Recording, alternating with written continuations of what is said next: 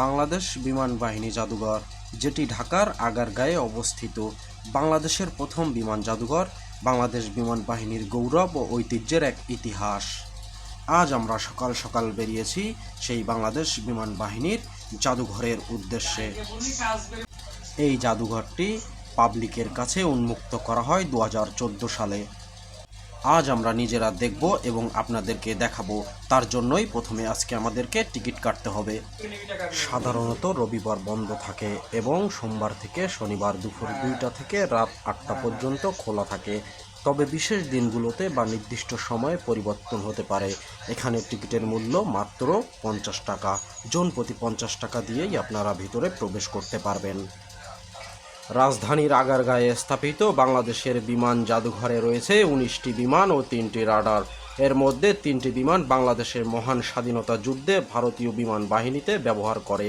পরবর্তীতে বিমানগুলোকে ভারতীয় বিমান বাহিনী বাংলাদেশকে উপহার দেয়। জাদুঘরটির ভেতরে প্রবেশ করলেই চোখে পড়বে এক বিশাল চত্বর। পুরো চত্বর জুড়েই বাংলাদেশের বিমান বাহিনীর গৌরবের সাক্ষী হয়ে সারিবদ্ধভাবে দাঁড়িয়ে আছে জঙ্গি বিমান ও হেলিকপ্টার। এখন আমরা একজন দর্শনার্থীর কাছ থেকেই শুনবো তার প্রথম অভিজ্ঞতা ও তার অনুভূতির কথা। এখানে কি প্রথম আইলেন? না, আমি এই জীবনে প্রথম আসলাম। আমার জীবনে এই প্রথম আসলাম, কিন্তু যদি আগে যদি জানতাম এর ভিতরে এরকম পরিবেশ, তাহলে আর কোনোদিনই আসতাম না। কিরম পরিবেশ?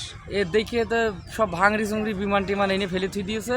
তার বিমানের মধ্যে দেখতে গেলেও টাকা, নামতে গেলেও টাকা। এর ভিতরে রেস্টুরেন্ট আছে, সেই রেস্টুরেন্টে যাতে গেলেও গেটেই দেওয়া লাগবে 100, খাওয়ার বিল আবার আলাদা। মানে প্রত্যেক জায়গায় টাকা, টাকা ছাড়া কোনো কথা নেই এর ভিতরে। তো দয়া করে এর ভিতরে কেউ না আসে।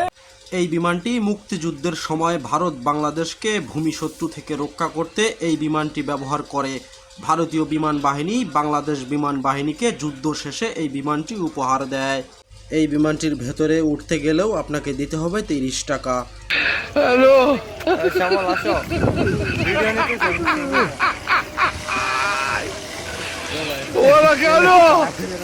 প্লিজ আমাকে ক্ষমা করে